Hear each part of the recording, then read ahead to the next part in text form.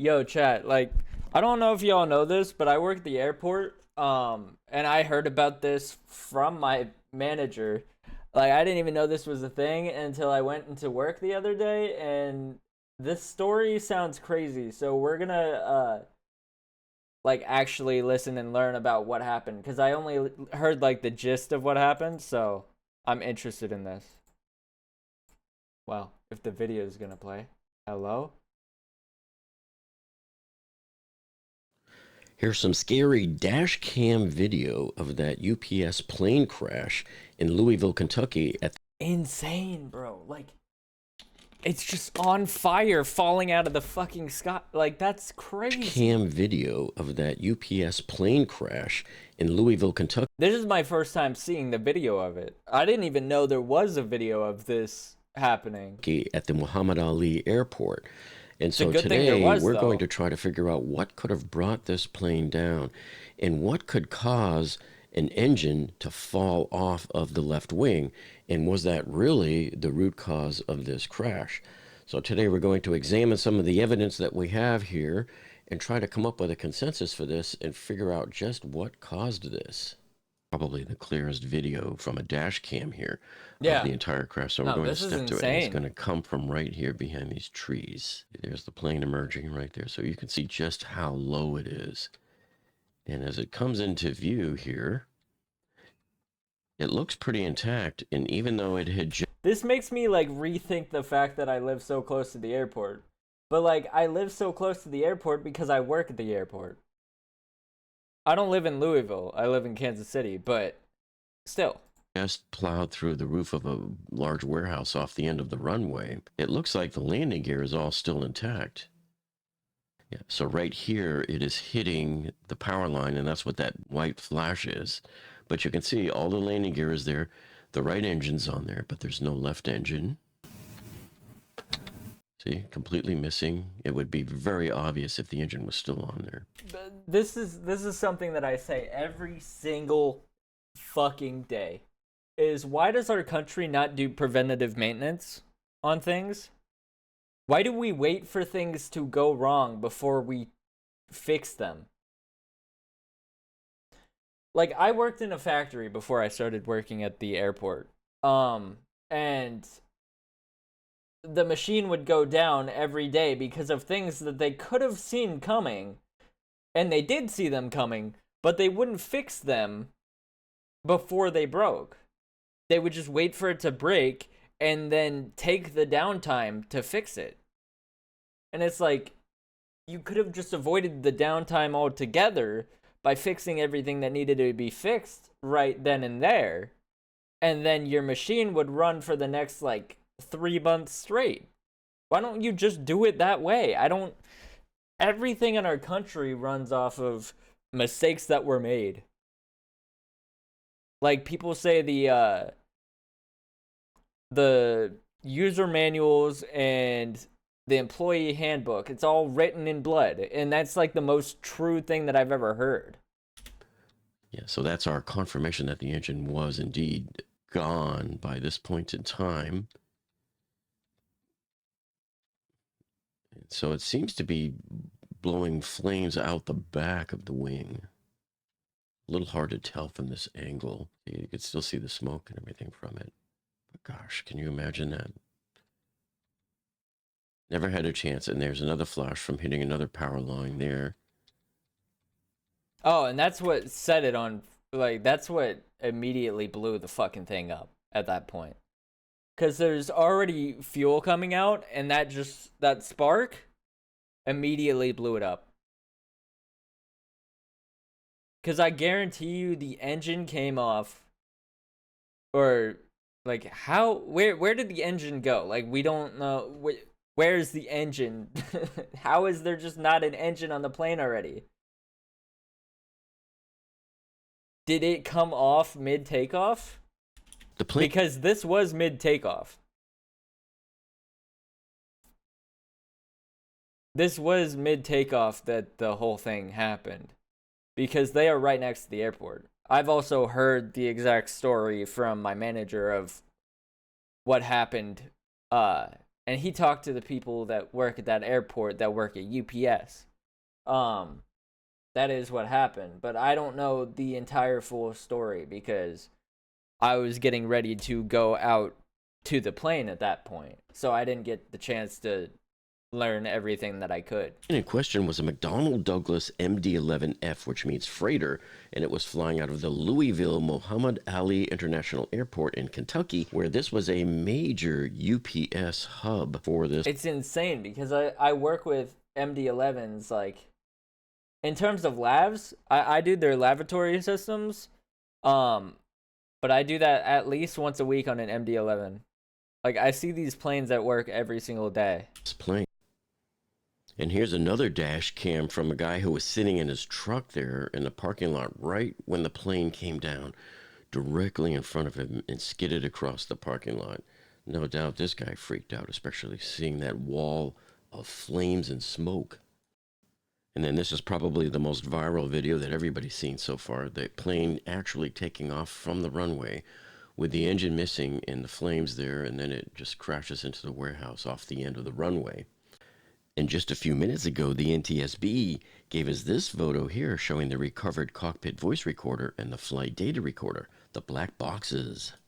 So the NTSB knows that somehow this plane... Man, are we going to hear what they were saying before dying? Because I don't know if I'm ready for that. Lost that number one engine on the left wing while it was still on the runway, going down the runway. After being cleared for takeoff, a large plume of fire in the area of the left wing occurred during the takeoff roll.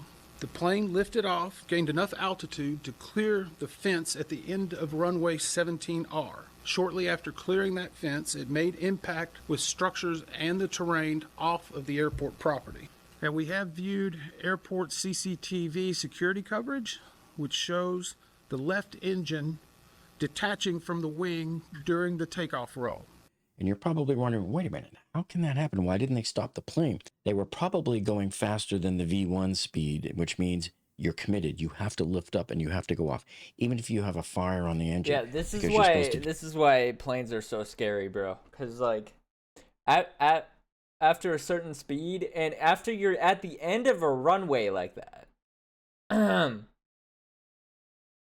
you have to take off or you're crashing and dying and it's blowing up. And if something goes wrong at the exact time of takeoff, you're always gonna die. Like, there's no avoiding that. You can't just stop the plane. Unfortunately, that's not how it works. And this is why runways are so long, because you can't just hit the brakes on a plane and stop like you can with a car. There's a much longer braking distance, especially for, like, making sure your wheels and your brakes don't literally catch on fire after you pull into wherever you're pulling the plane into.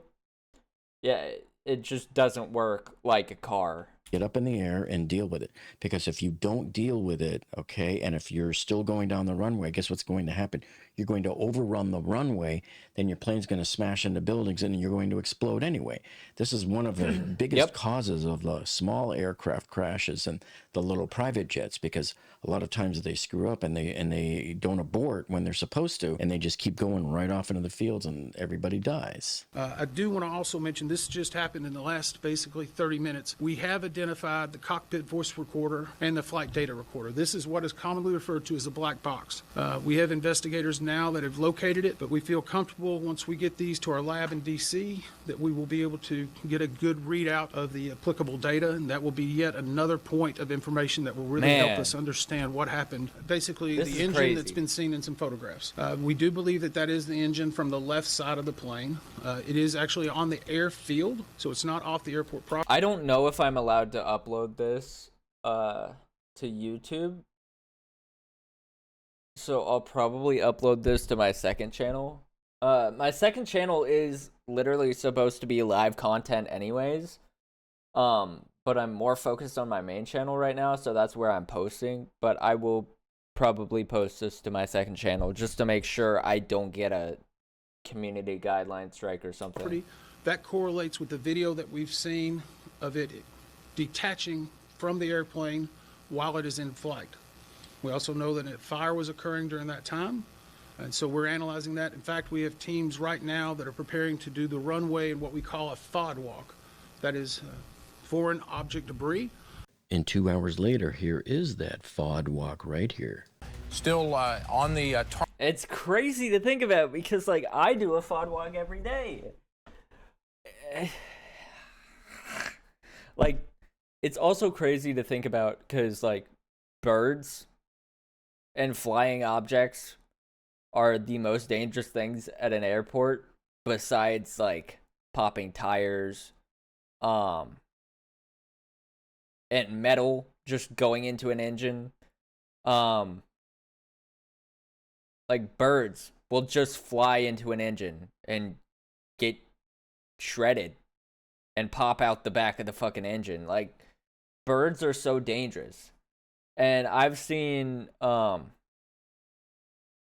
big flock of birds flying around the runway before, and the airport operations had to come through and blare their siren at the birds to scare them away, to get them away from the fucking landing zone where planes are going to come on in with their engines fully engaged and suck a whole flock of birds into the engine and, you know, possibly explode because of that. It's a dangerous job for everybody involved. tarmac there, surveying as the NTSB has 28 folks in town to conduct the investigation. And this was the helicopter view from last night. And you can see there, they've zoomed in on it. That looks like the engine cowling, but it's on the right side of the runway on the median, right next to the 2,000-foot That's left just side. like fully the front of the engine cover. Like the circular part, that's just fully the entire front of it. How did that come off? There. And then there's some views of the aerial towers from the fire department that are trying to put out the fire. But you can see how big that fireball is compared to the height of those aerial towers. So analyzing the scene, there's the view off the end of the runway, and you can see the plane just barely didn't even clear the top of this building, not even 30 feet off the ground. And that... Damn. So they just went right through that building. Yeah, because something massive went wrong. I mean, we saw the engine came off. So they just went straight through that with the bottom of the plane. And then eventually just blew up by hitting power lines and hitting the other building. Holy shit. That was most likely done by the landing gear. And so early on, when it was still daylight out, the news helicopter zoomed in over this part of the engine on the right-hand side of the runway. And so that looks like maybe, I don't know if you call it the cowling or the nacelle or what, but it's the front opening. And there's more parts along with it. And it's right near the 2,000-foot remaining sign. And so this means that the jet actually took off probably hundreds of feet before this, and that also the engine may have come off even further than that and just kept bouncing up the runway there. But you could see how close it was to the end of the runway, and then there's the building with the roof damage to it right there. So that's when they took off, and you can see this is probably insane. the landing gear must have hit this part of the building, and then it went across, and that's where it crashed into the businesses. And then as you zoom out there, you can see the path that it took, and it crashed head-on right into that petroleum recycling plant. So when you look at a typical takeoff... Oh my god, it's a petroleum recycling plant?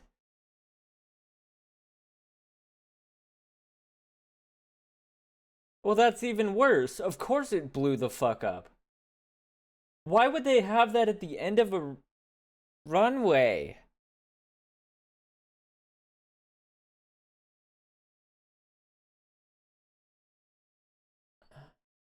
Like, if that was spraying fuel on power lines, the power lines explode, the power lines catch on fire, they get right to that place and blow up.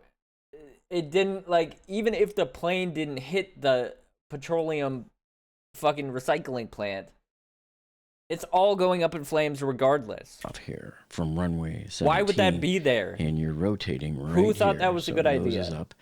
And look how fast you leave the runway. This is what we should have seen there, so that by the time you reach the end of the runway property right here, you're already up a few hundred feet there, and you're way above the roofs of all of the warehouses down below. Okay, so here's the aerial view that they showed right after it first happened, and the first responders were just arriving.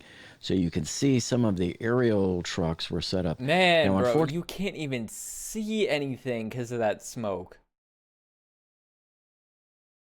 Like, you can barely see where the fire is. Fortunately, they didn't have the world's greatest resolution here. I think it was only like 720.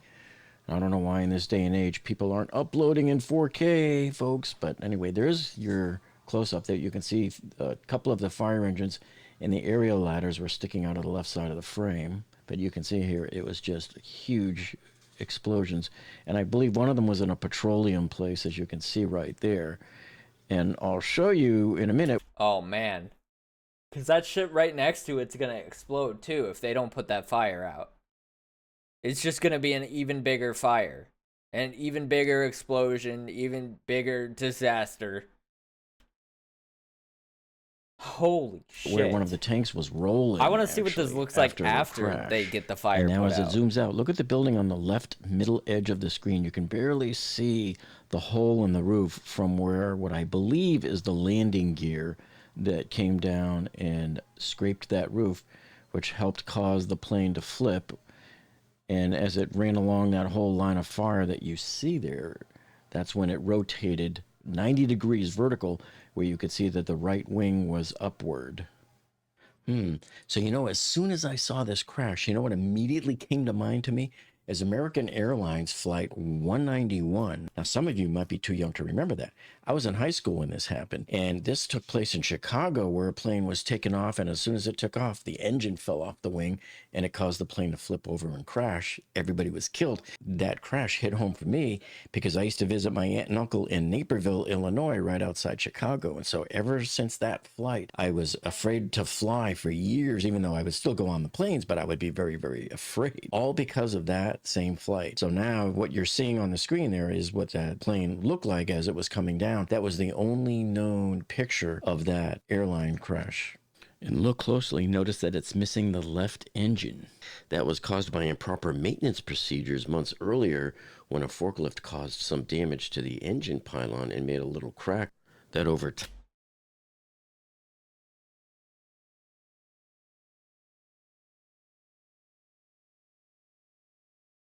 What was the forklift doing anywhere near a... This is why they have cargo planes and passenger planes on two different places. At least we learned that.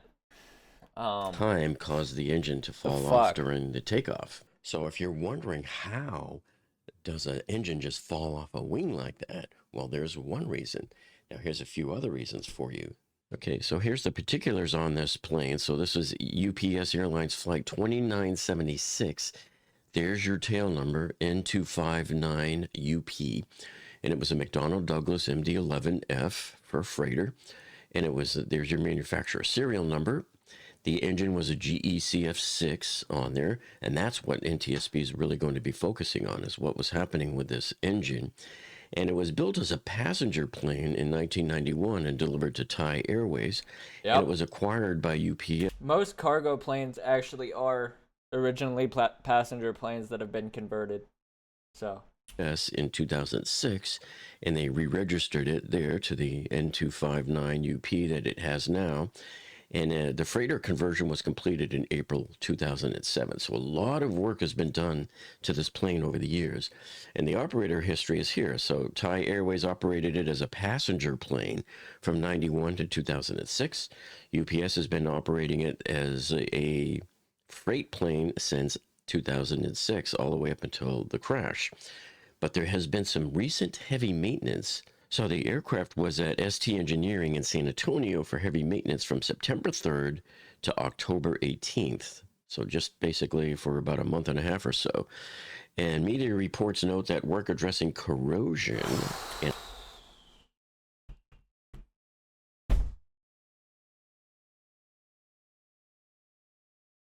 So what we're saying is this person, whoever was doing the maintenance checks on it, should not have been allowed, or should not have allowed it to be put back into service. This plane should have been decommissioned and been sent to the plane graveyard.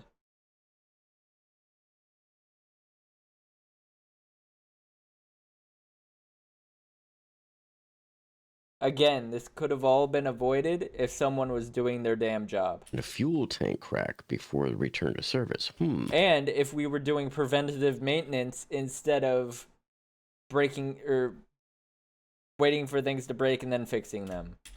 So I wonder if they're going to be focusing on that, or if that had anything to do with it, or was it completely corrected and it had nothing to do with it. So those are some of the things the NTSB is going to be looking at. In fact, here is what they were looking at last night. So you can see the close-up down the runway, all of the vehicles there. They were examining the runway, looking for all of the engine parts.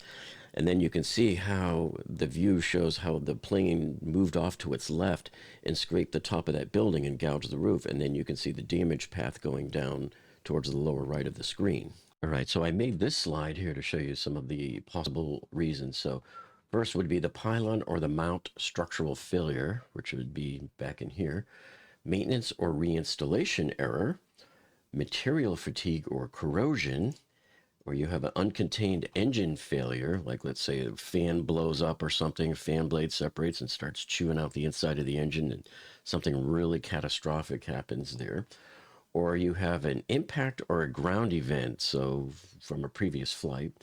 You have takeoff aerodynamic or torque loads.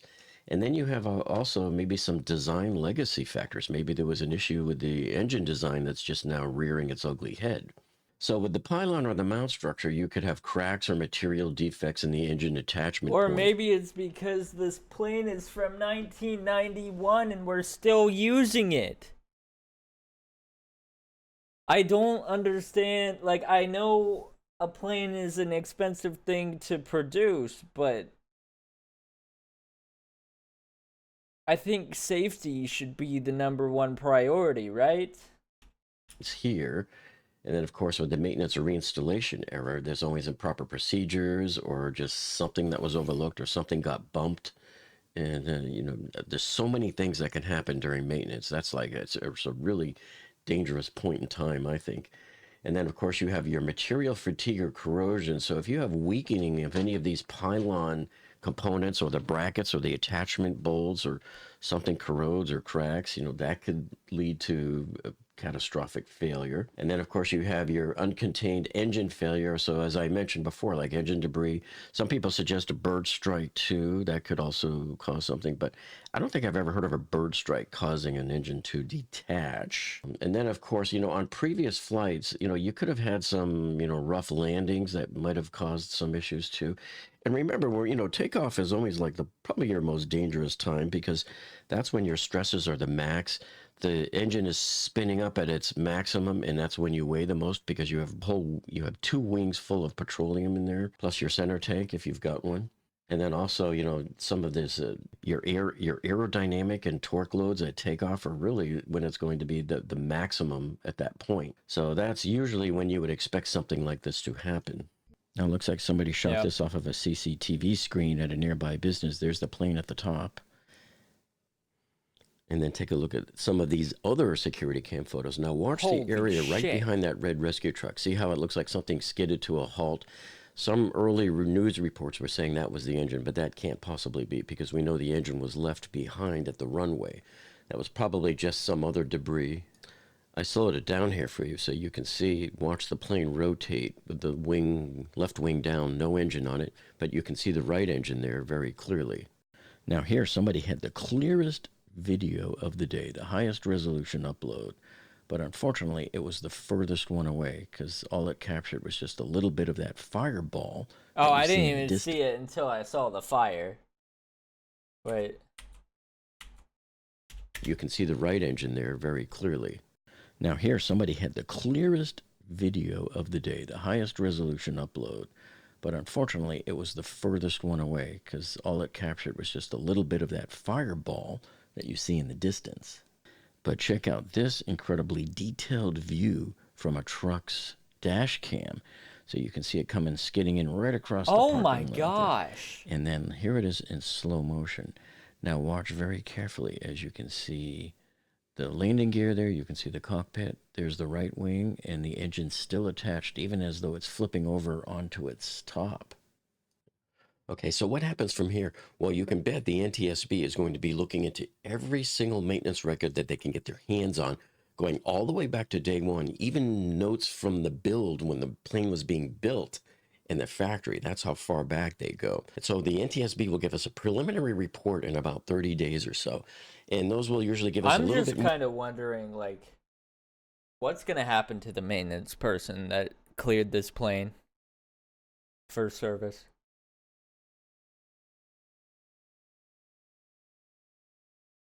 Because, like, the amount of casualties that this caused, I feel like is grounds for that person to be not only lose their job, but to be put in prison for allowing something like this to happen.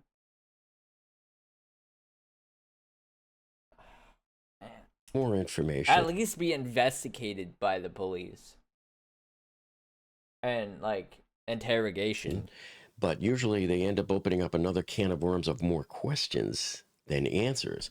And of course, the final report will usually be out in about 12 to 18 months. And speaking of NTSB final report, Was that fuel that I saw spraying off a of can that? of worms of more questions. Or was that smoke? Because it looked like the fuel caught on fire. If that was like liquid that was coming out of the plane Then onto the power lines, and then it looks like that caught on fire. The final report will usually be out in about 12 to 18 months. And speaking of NTSB final reports, make sure you check out this other video I did here a couple of weeks ago. Nah, this shit is insane, bro. Like, I didn't see the video until just now in this video. Holy shit, that's wild. Chat, like and subscribe. Also, if this is posted on the second channel, I do have a main channel. It's just called Otonio. Like and subscribe. Thank you. I'll see y'all later.